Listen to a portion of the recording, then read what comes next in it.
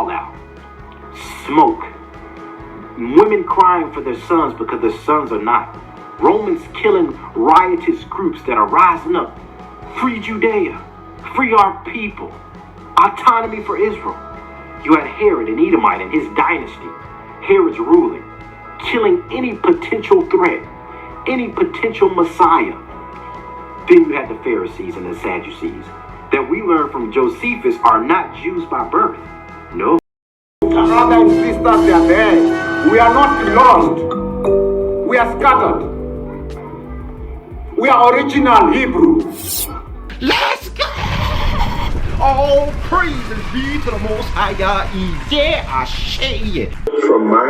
I was opportune to meet my grandparents, whom from childhood had always made us to understand that we are one of the lost tribes of Israel.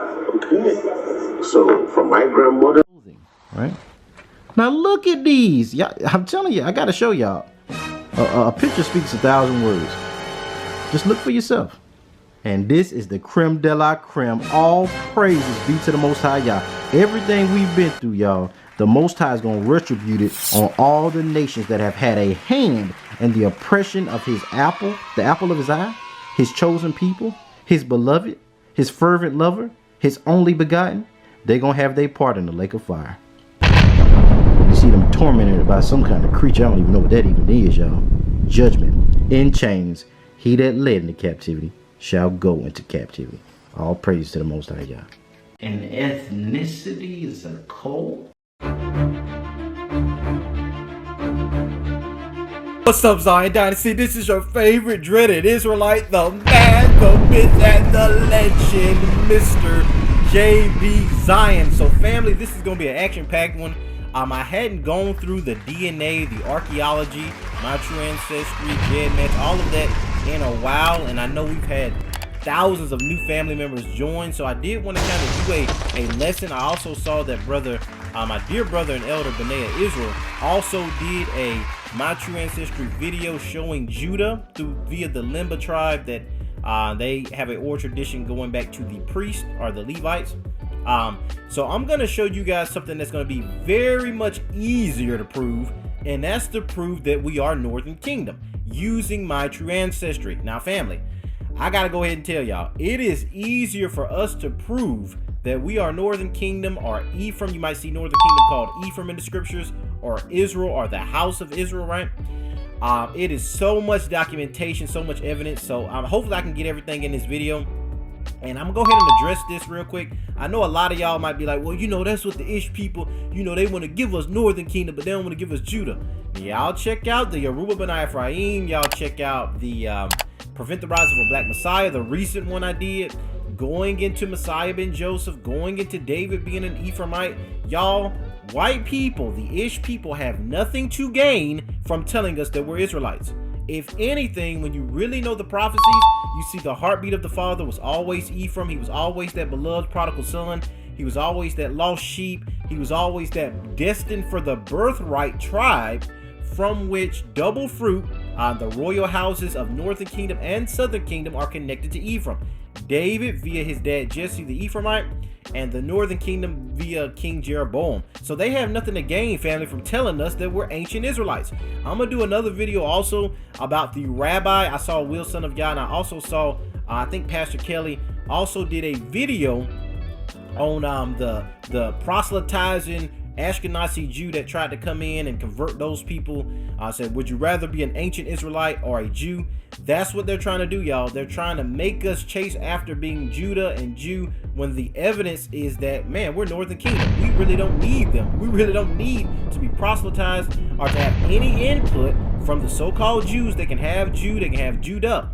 And because it's amazing, y'all, the Bible says those that call themselves Jews and are not. That thing is powerful. It's not just talking about the Ish people, but any people that are claiming that cannot prove that. We can prove that we don't have to say Jew. We don't have to use the term, because DNA shows we're linked to Northern Kingdom. So first, family, I'm going to show you guys the oral tradition of the Yoruba people themselves. I'm going to show that verified by a couple of sources where there are 2 or 3 witnesses.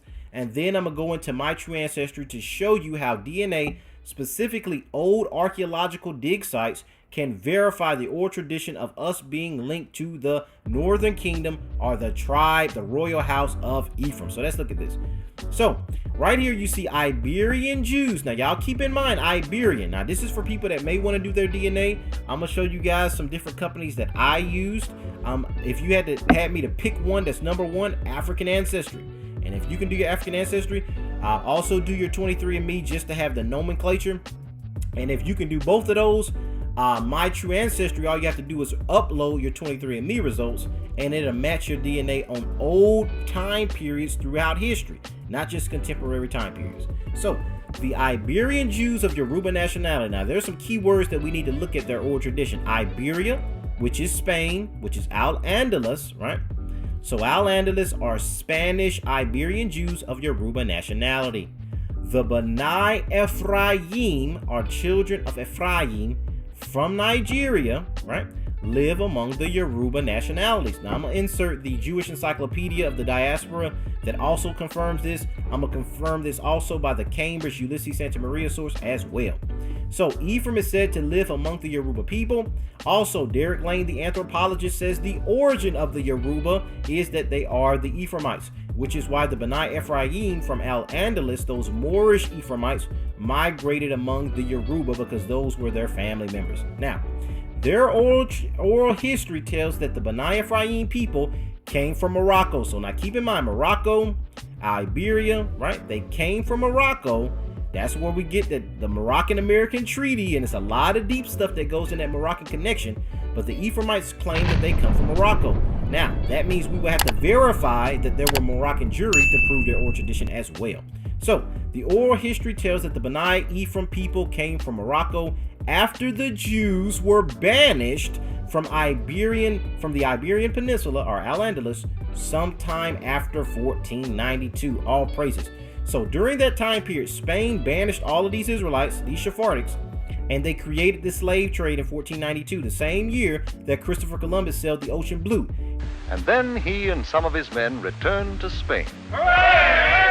Hooray for Admiral Christopher Columbus!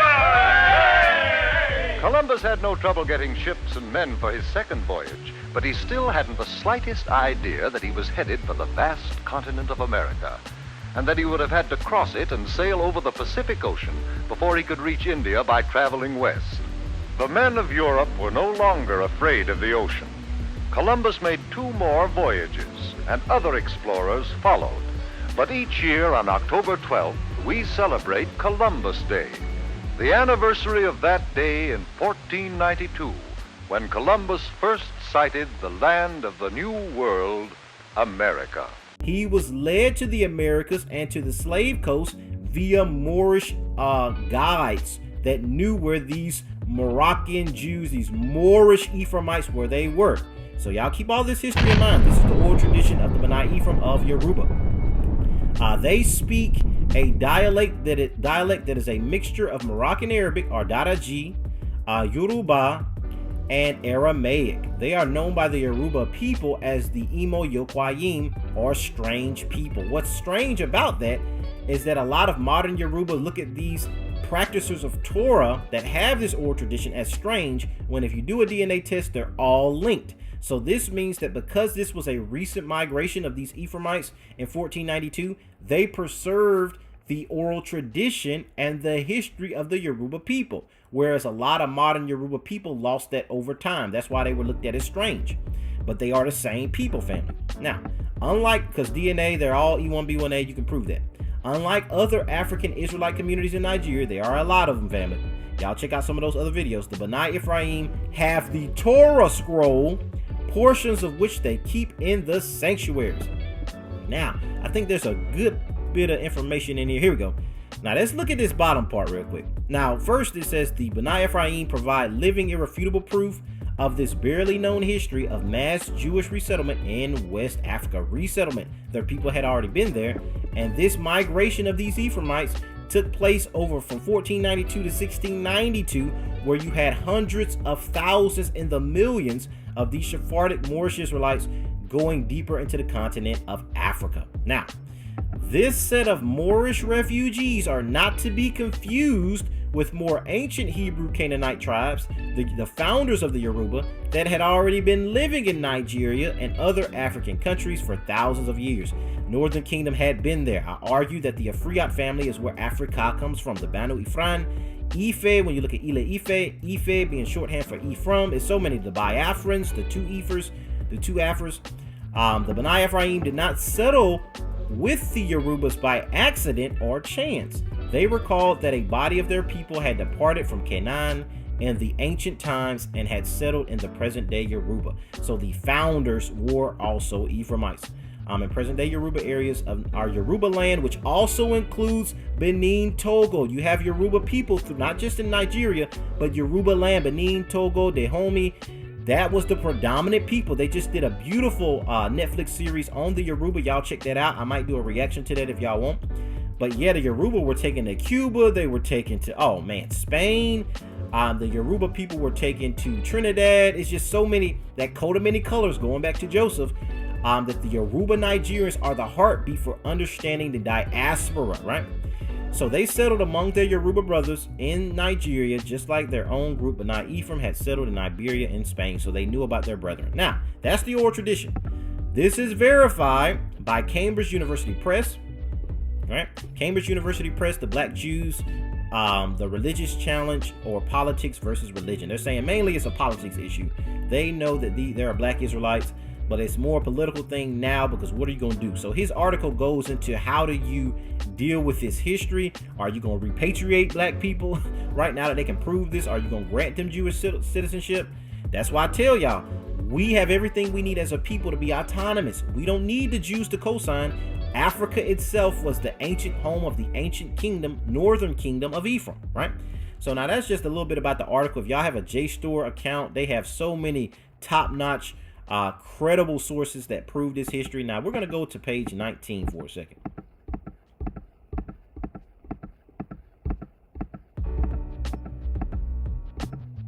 Now on page 19, now this is Cambridge University Press, family.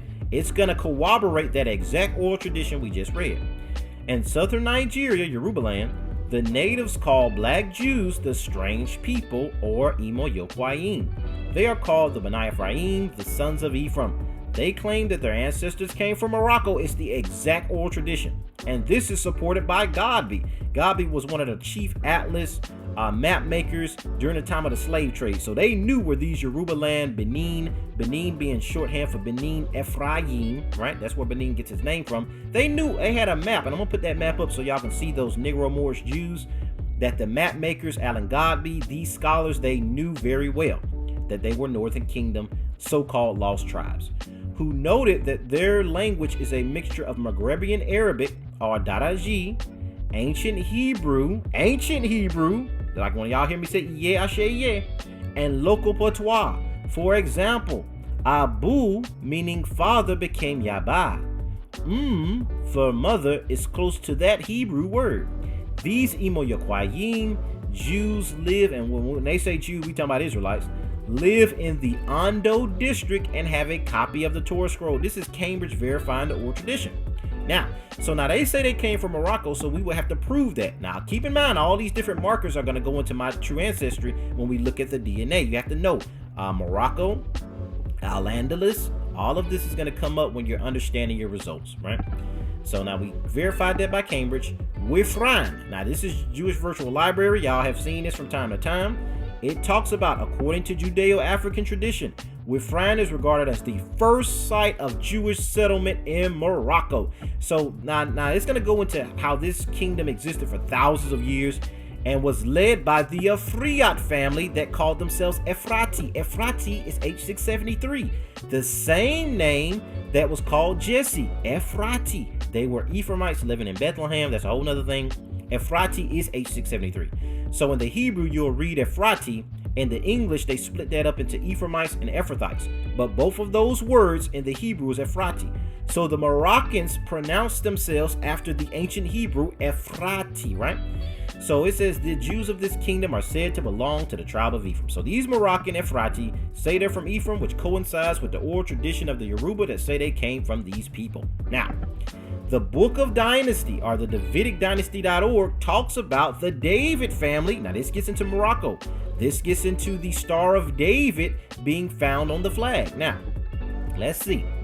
It says, now this is the Dan Yahya family. As it seems, several other families later branched out from them. That is the Dan Yahyas, the Abarbanels, the Sephardic royal noble families, who also never ceased to trace their origin to King David. Now watch this.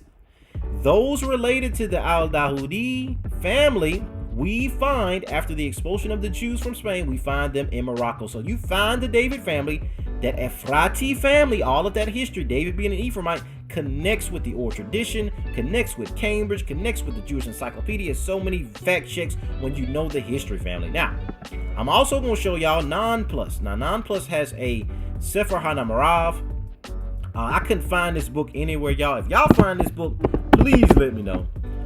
Because the only copy that I've been using is this online copy, and they have a copy in Jerusalem Library, y'all. They try to hide a lot of this history. But, so now this is Jerusalem Library literature that says, let me make sure what time it is, okay? It says, the Jews of Wifran, now we just read about Wifran from the Jewish Virtual Library.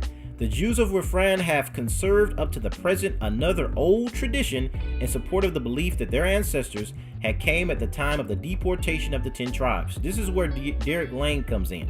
Derek Lang said around 722, the fall of the Assyrian Empire, a lot of these Ephraimites, Northern Kingdom, they made their way into Morocco. They made their way deeper into Africa, right? Now, after many generations, they founded a kingdom of their own and subdued all the native peoples of that region. So that's what I told y'all.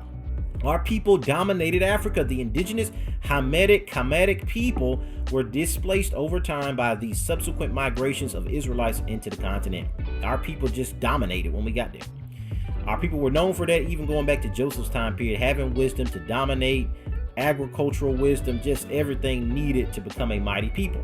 Their first monarch was called Abraham Ha'afrati, 8673, of the tribe of Ephraim, from whom are descended all the succeeding kings. They had a dynasty of kings family who bore the name Ephratim, right? So now over here it says, according to the tradition, Wifran was populated at the time of the deportation of the 10 tribes, the so-called lost tribes, by the Assyrians around 715 BC. These are the fabled lost 10 tribes, which included the royal house of Ephraim. You might see the house of Israel called Ephraim, Samaria, Jacob from time to time. All of that is Northern Kingdom. The 10 dominant tribes of Israel were named by Ephraim. So that's not just including the tribe of Ephraim, but you had the tribe of Gad that also migrated, the Igbo people that migrated with Yoruba or Oduduwa when they first migrated. You had a lot of those 10 tribes, which is why all of them are found in Africa today, that migrated with the royal house of Yoruba into Africa. Wow, now specifically Morocco. Now this is just some Strong's Concordance showing you H673 is the same word, Ephrati. Wow, so they call themselves, I didn't mean to push that. So they call themselves Ephrati, which is the actual Hebrew word. Now that we know these things, family, now that we know about the Yoruba, their oral tradition coming from Morocco, coming after they were banished from Spain, let's look at the My True Ancestry and the DNA and see if this corroborates all of this oral tradition. Now, first I'm going to show y'all my paternal haplogroup, and I hope I don't go too fast with this part, but I'm kind of pressed for time with this, y'all. But I'm going to do follow-ups. But yeah, this is just a copy of my paternal haplogroup, just to let you guys know what you guys are going to find. E1B18. Now, they changed the nomenclature on us, but I have a link to a site that you can type in that nomenclature, Z16052, and what you will find is E1B18. Let me see if I can find it without searching it. Okay, here we go. Z16052 of Group E, E1B1A. So a lot of y'all did your My True Ancestry, or you did your 23andMe before they changed the nomenclature. So yours may say E1B1A, 7A, 8A, and that kind of thing. That's the predominant group of the Israelites in the African continent and the diaspora. Now let's go to GEDmatch. This is my GEDmatch account. Now we're gonna look at when they compare my chromosomes to other people. Now, this is where they go through the chromosomes and they kind of look at the percentage that's on your DNA.